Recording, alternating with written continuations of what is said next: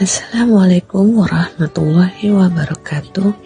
Kisah tentang Uzair, seseorang yang dihidupkan setelah wafat 100 tahun, terdapat di surat At-Taubah ayat 30-31. Namanya adalah Uzair, tetapi para ulama sejarah berselisih pendapat siapa nama bapak beliau.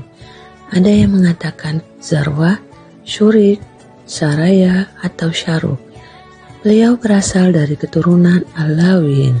Beliau adalah keturunan Bani Israel. Ibnu Katsir rahimahullah mengatakan yang masyhur, Uzair adalah seseorang nabi dari nabi-nabi Bani Israel.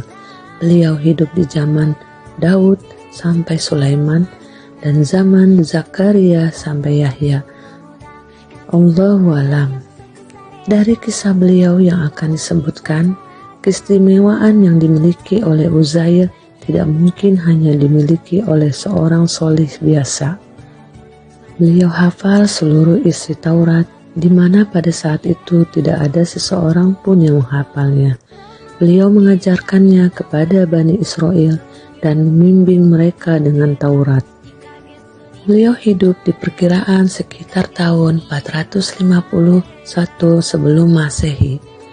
Uzair memang dahulunya adalah seseorang penghafal Taurat. Setelah beliau diwafatkan 100 tahun, kemudian dihidupkan kembali. Beliau tidak mengingat seluruhnya. Kemudian beliau meminta kepada Allah agar hafalannya dikembalikan oleh Allah Azza wa Jalla. Allah Azza wa Jalla mengabulkan permohonannya dan mengembalikan hafalannya. Kemudian ditulislah Taurat dengan hafalan Uzair. Setelah itu terjadi perbandingan hafalan Uzair dengan kitab Taurat, dan ternyata hafalan Uzair sama persis dengan yang terdapat pada Taurat. Mengapa beliau disebut sebagai anak Allah?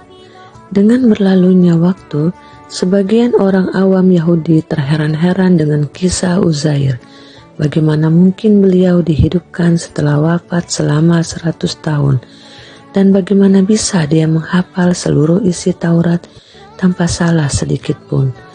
Nabi Musa pun tidak memiliki kemampuan seperti itu. Mereka menyangka ini tidak mungkin terjadi jika Uzair hanyalah sekedar seorang nabi. Oleh karena itu, mereka mengatakan bahwa Uzair adalah anak Allah. Sebenarnya tidak semua orang Yahudi mengatakan bahwa beliau adalah anak Allah. Hanya sebagian aliran Yahudi saja yang mengatakannya. Akan tetapi, dikabarkan pada ayat ini seolah-olah ini adalah akidah Yahudi.